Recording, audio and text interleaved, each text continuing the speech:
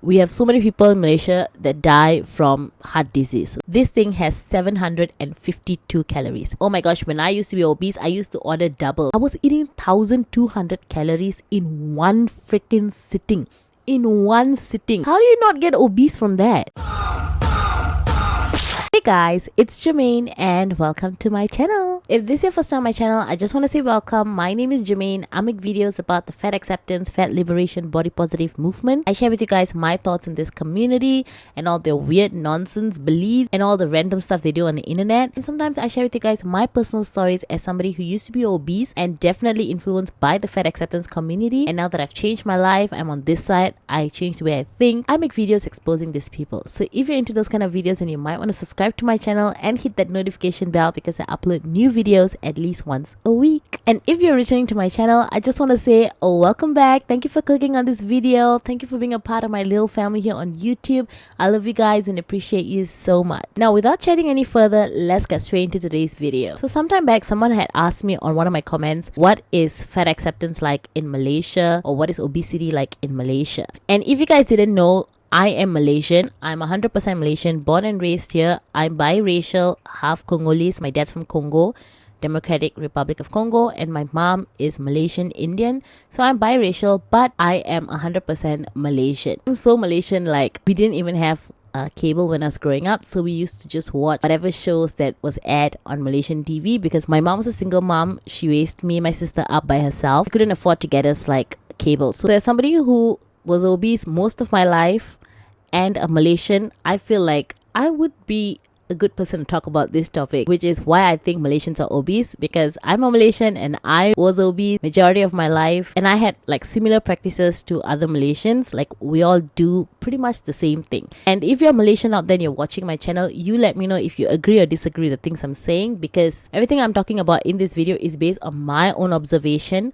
things that I did and things that people I know who were obese as well were doing. Like we hang out together. I told you, fat people ride in herds. We all just stick to our own kind, do the same things. So I practiced all the classic unhealthy Malaysian habits that got me obese. I feel like on my channel I've always covered a lot of fat acceptance and obese topics, and it always is about people in Western countries, especially like America, because I feel like when it comes to like fat acceptance stuff, Westerners post more things on the internet, so it's easy to talk about what you see on the internet. So that's why I always cover a lot of Western content on my channel. But obesity is spreading so wide, it's not just a Western problem anymore, it's a whole world problem. And we on the southeast side of Asia have our fair share of obese people.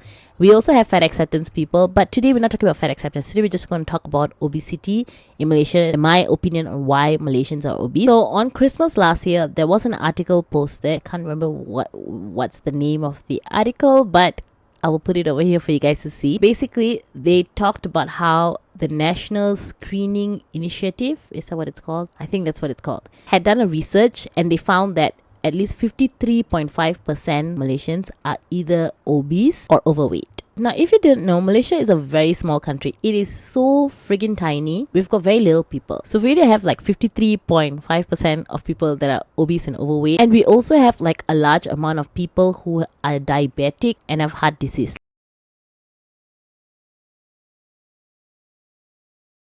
That's such a common disease in Malaysia. It is so common to have somebody in your house who has diabetes or heart disease. We have so many people in Malaysia that die from heart disease. So even if somebody's not like morbidly obese, we don't really have that many people who are morbidly obese. You will not go out seeing a lot of morbidly obese people, but you will definitely see obese people and overweight people. But I think like more than just comparing the size of whether it's obese or morbidly obese or whatever, we also need to look at the health. Almost everybody that I know has somebody in their family who has diabetes or heart disease. It's so common for people to die from this sickness. And I think one of the biggest reasons why Malaysia has this problem, it's because we are a food country. Everything about Malaysia revolves around food. And if you're a Malaysian out there, you know I'm right. If you're a Malaysian watching this video, comment and let me know if you agree, if it's true what I'm saying. Malaysia is a food paradise.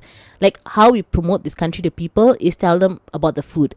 when people come and visit this country, all they ever talk about is food. We have beautiful beaches, we have other tourist attractions and stuff like that, but everyone's always focused on food. Like, that's how we sell the country. Even when we talk to people and tell them about how you should come visit Malaysia, what do we tell them? We sell food to them. If you're hungry and it's 2 in the morning, you will find a restaurant that's open. If you're hungry and it's 4 in the morning, there will be something open. Although since COVID, like, it's been lesser, but there still is. Like, you will never go hungry. You will never not find a store where you can buy food. And I don't mean like raw products where you go home and cook. I'm talking about like actual food, like meals, where you can like sit down and dine with your friends and family. It doesn't matter what time it is. It could be 2 in the morning. It could be 4 in the morning. You will find a place where you can eat. There is no cutoff time when it comes to eating in this country. For example, I used to go for my church connect group. I still go, but this is a habit that I used to do. We would go for church connect group, and I would have dinner before I go for my connect group. Okay, this is back when I was like really obese. I'd have dinner like about 7 something, and our connect group starts at 8. So after connect finishes like 9:30. If you didn't know what connect group is, it's like cell group. Okay, but my church, we call it connect group. So we would finish at 9:30, and then we would hang out in the house and just chat. And then everybody would be like, oh, let's go for supper. Now it's like 10 o'clock at night. We would either go to like McDonald's or we'd go to like a Mama restaurant. And if you didn't know what Mama restaurant is like an Indian Muslim restaurant in Malaysia where the food there is like really cheap and really greasy and really high in calorie. Now, this is not lunch, this is not dinner, this is supper. And I'm just going to tell you what are the common things people order when they go to this place and how many calories are in these foods. Just to paint a picture and help you understand why we're obese. And bear in mind, these restaurants would be crowded with people. Like when you go there on a Friday night or a Saturday night, even on weekdays, if you go to all these places, even on weekdays at night, it is crowded. People are eating very late into the night. Some people don't have their dinner until like 10 o'clock, 9 o'clock. This is the truth. But I was like hungry all the time, so I would have dinner and then I would go do this. And then I was like, I don't know why I'm fat. It's genetics. Every food that you eat in these places would be super oily, super greasy, extremely carby. When I started going on a weight loss journey, I had to stop hanging out with these people after Connect group. So after Connect, I would be like, okay, peace out, I gotta go home. Or if it was hosted at my house, I would try to get rid of people from the house so that I can like go to bed. Because if I was staying up, if I were to hang out with them, I would definitely go and eat this stuff. And I needed to stop that habit. We do have fast foods. I mean, we do have McDonald's and Burger King and all these places. The McDonald's are usually 24 hours. Some places are 24 hours. Since COVID, a lot of places stopped opening for 24 hours. But McDonald's is not really... People do go to McDonald's, but it's not really like our favorite place. Most Malaysians would go to the Mama restaurant. Mama is like an Indian Muslim restaurant. The food is like really cheap over there. And people would hang out there until like 2-3 in the morning. There'll be like football playing on the TV, and then like people would just be chatting all night. The place that I live, there's like a Mama just downstairs to my apartment, and every time when I go out or when I come back, even when I'm coming home like late at night, I would still see it open. Like people are just sitting there just hanging out. So our taste buds don't really go for like McDonald's. We do like McDonald's here and there, but our taste buds don't really go for McDonald's. I love how I'm speaking about all of us like we all are the same person, but pretty much. I mean, now I'm not that person anymore. So when I say our, I feel like I'm cringing a bit. But honestly, I've not visited a Mama since I think like 2019 or 2018. Like just before COVID. I've not visited a Mama since just before COVID. So when I say we, I'm talking about the past Jermaine and then the rest of the country. Okay? And I'm just gonna like paint you guys a picture and let you know like what people usually order in these Mama restaurants and what the calorie is like. So you guys can kind of like have a picture of why we're obese. It's not so much about the quantity of food that we eat. I feel like for like Americans and all, your portions are huge. Whereas Malaysians, our portions are very small, but are very high in calorie. So I wrote them down for you. Some of the popular food that people usually eat in Mama. And I had to double check this on the internet to be sure that this is not just what I'm thinking. This is what people really eat. So the first one, the classic one, which everybody knows, is called roti canai. Roti canai is like a bread thing. I don't know if you have it in your countries where you come from, but it looks like this, okay? And it's so tiny, it's so small. And this one tiny greasy piece of thing is 301 calories. I will try to put more information like the fat percentage and things like that over here for you guys. And it's so small. Nobody ever just eat this one piece. Unless the person's like really skinny and really like slim and or really health conscious, then they'll probably eat one. But most of the time, people eat at least 2 of this. So this is the classic one. And then we've got another popular one which is in the roti family, and this is roti planta. It's like a butter bread, but the butter is like a vegan butter. I think it's made out of palm oil or something. I don't know, guys. I will look up the information and put it here.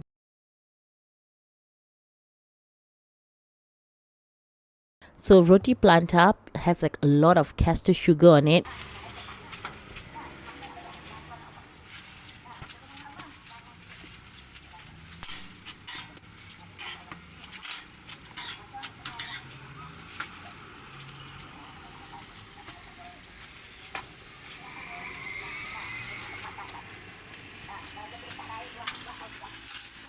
It's very, very greasy and very sugary.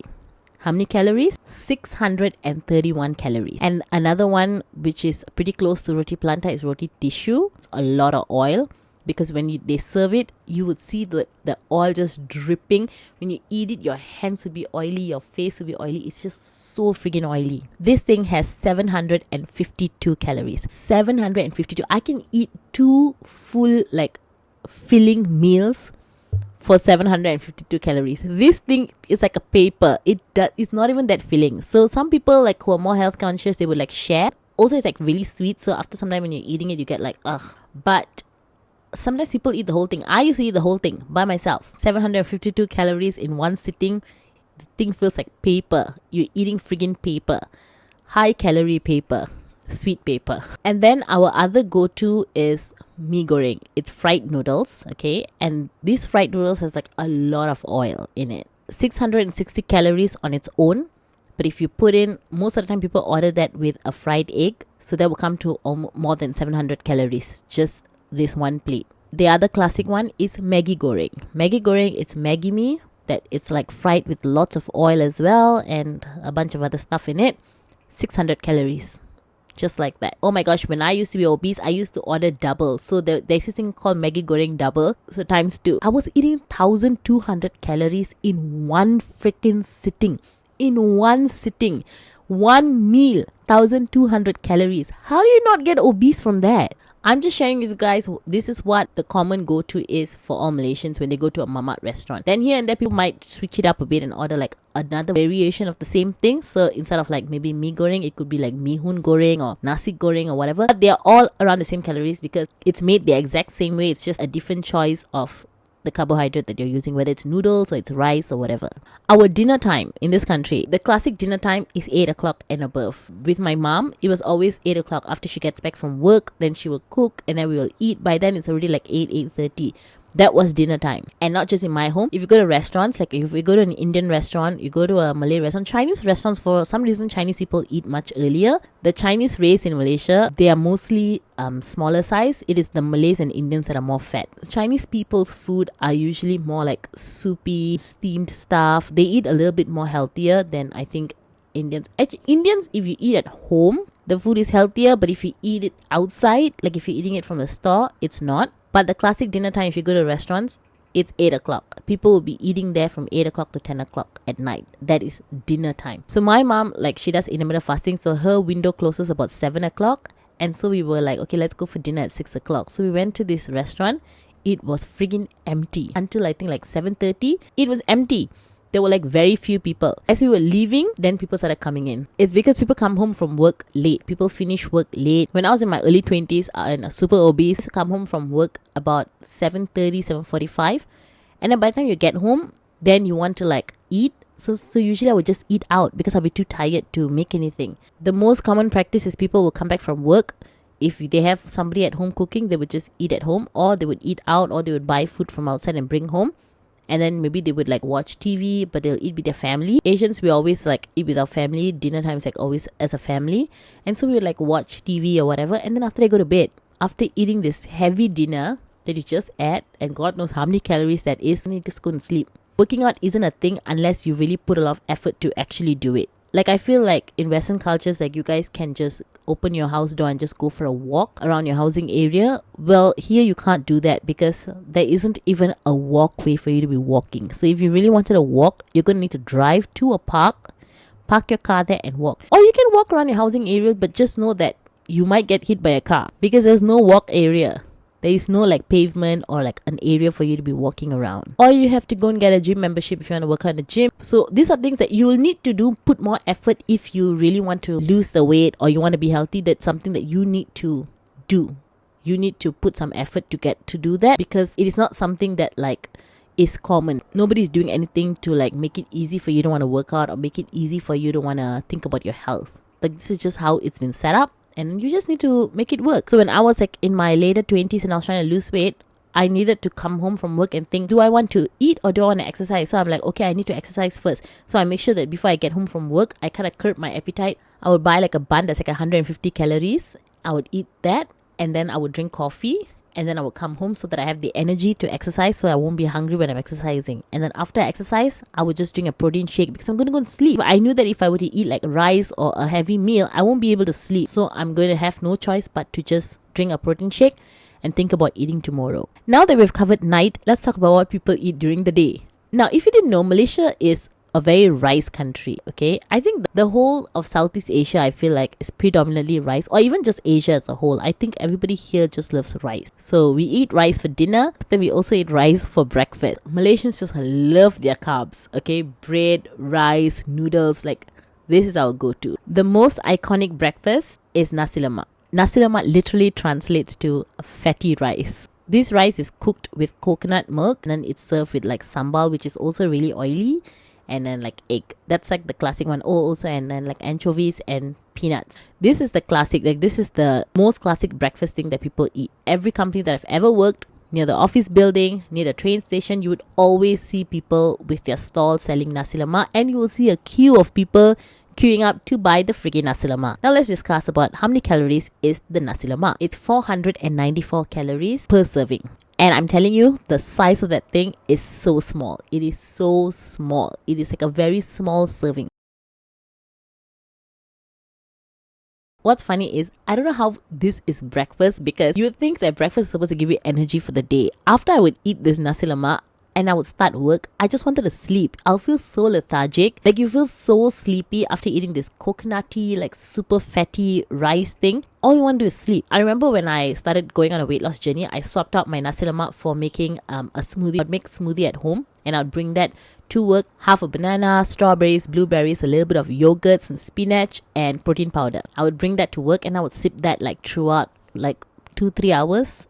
I would just keep sipping that, and that would be like about 350 calories around there. That would keep me so awake. I would have a lot of energy, and then along the way I started doing things like having avocado toast with eggs and stuff like that. But I don't know how, like, I thought nasi lemak was a good breakfast thing. I don't know why we think it is. I feel like the reason why nasi lemak is a Malaysian breakfast is because I think it was invented for people who used to work the paddy fields, because that's hard labor. And I can imagine if you ate that kind of food but then you were doing labor, you would need that energy and you would be burning the calories and you would not be feeling lethargic. But we all work in offices. Like, what are we doing eating freaking rice, fatty rice in the morning for breakfast? Like, I just find that so funny. So I would drink like my smoothie for breakfast, and then in between I would have coffee. Coffee was my savior when it comes to curbing my appetite. That really helped me. And then for lunch, I would have like a really heavy lunch. So for lunch is when I would like eat rice, I would eat like chicken and things like that, vegetables and all of that.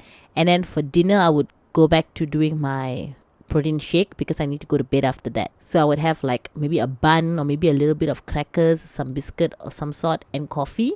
I would have that like just 30 minutes before it's time for me to go home from work. And that would like sustain me and give me some energy to exercise. And this was before I knew too much about nutrition or health or anything like that. So I didn't know about like having good fats and what it does for you. Like, I didn't know this stuff. Growing up in a very carbohydrate world, like everything that we eat is always carbs. Even tea time, we would have like cream cracker biscuits, which is carb. I'm telling you, Malaysians just love our carbohydrates, and I'm talking about white flour carbohydrate and your rice and your noodles and stuff like that. And lastly, I feel like Malaysians are obese because firstly, our minimum wage in this country is 1,800 ringgit. Okay, that's minimum wage.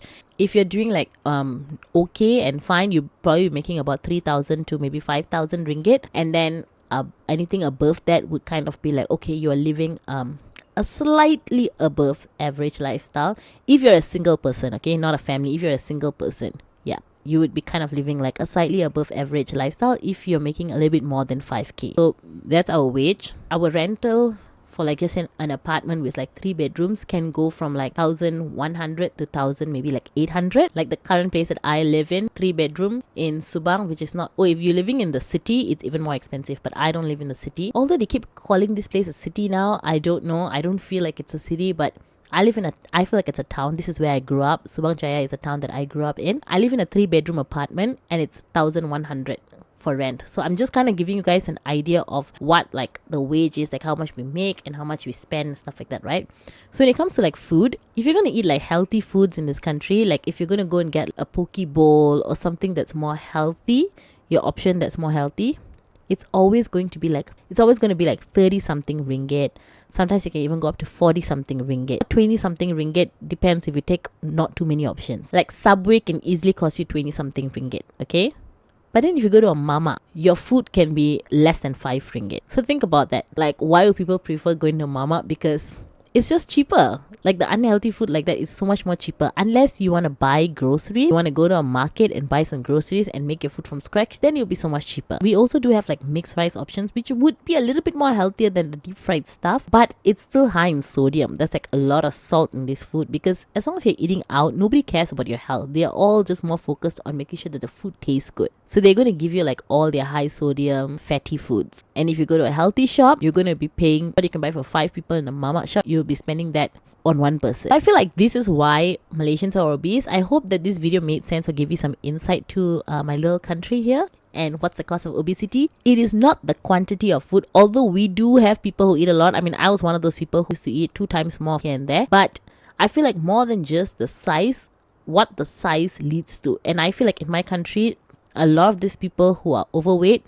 have some sort of disease, have heart disease, have diabetes. Like, this is so common in this country. And I think it's because it's not just about the quantity of food, it is about the type of food, like the amount of grease and the amount of oil and sugar, and you know what I mean, and it's all carbs. So imagine you wake up the first thing and you're eating nasi lemak, you're eating rice, your insulin just spikes straight away, and then your next meal is another rice again. Like, all of this is just, I feel like learning about nutrition really helped me a lot, more than just focusing on calorie, but to focus on like what each foods does to your body. That really has helped me a lot. If you're Malaysian out there, let me know what you think, if you agree with me or not. Or if you don't, okay, then let me know why you don't agree with me. Anyway, I hope you guys liked this video. I hope this video gave you some insight to where I come from and why I was obese, and a lot of people in my country are obese, and what fatness look like here. If you like this video, don't forget to give it a thumbs up, subscribe to my channel, and hit that notification bell, because I upload new videos at least once a week. And don't forget to follow me on Instagram and on TikTok. The links are in the description box below, and I'll see you guys in my next video.